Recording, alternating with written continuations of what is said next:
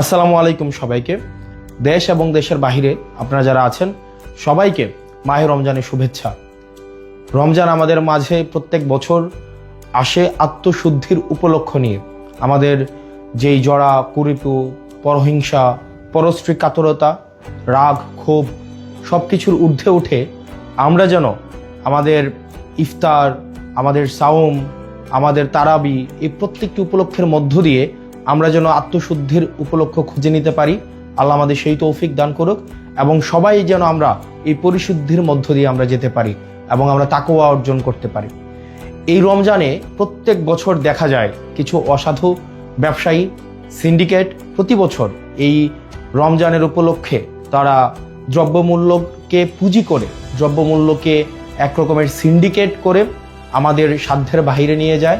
আমাদের জনগণের যেই সাধ্যমূল্যের বাহিরে এই আমাদের নিত্য প্রয়োজনীয় যে বিষয়গুলো রয়েছে, ছোলা, মুড়ি, তেল এবং নিত্য প্রয়োজনীয় যে বিষয়গুলো রয়েছে, তেল, গ্যাস, এই প্রত্যেকটি বিষয়কে দেখা যায় সিন্ডিকেট করে সাধারণ জনগণের সাধ্যের বাহিরে নিয়ে যায়।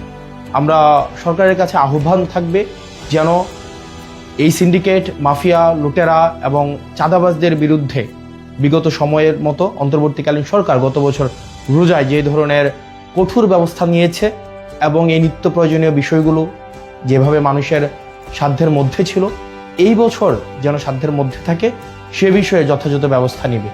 একই সাথে এই রমজানে আমাদের দেখা যায় প্রত্যেক বছর বিদ্যুতের যেই ঘাটতিটা ঘটে সেটা আমরা গত বছর দেখতে পাইনি। আমরা প্রত্যাশা থাকবে প্রত্যেকটা মুসলিম যেন এই রমজানে তার ইবাদত ভালোভাবে করতে পারে, নির্বিঘ্নে করতে পারে। এই জন্য নিরবিচ্ছিন্ন বিদ্যুৎ সরবরাহ যেন ধর্মীয় প্রতিষ্ঠানগুলো এবং বাড়িতে নিরবিচ্ছিন্ন বিদ্যুতের যেন ব্যবস্থাটি সুনিশ্চিত হয় সে বিষয়ে যথাযথ ব্যবস্থা নেবে। আপনারা দেশে এবং বিদেশে যারা আছেন এই রমজান উপলক্ষে আমাদের মধ্যে যেই ধরনের নেতিবাচক বিষয়গুলো রয়েছে সেগুলো অতিক্রম করে বাংলাদেশের জন্য, প্রত্যেকটি মানুষের জন্য আমরা যেন ইতিবাচকতার বার্তা নিয়ে আসতে পারি। আল্লাহ আমাদের সেই তৌফিক দান করুক। সবাই ভালো থাকেন, সুস্থ থাকেন। রমজান আমাদের মধ্যে রহমত এবং বরকত নিয়ে আসুক।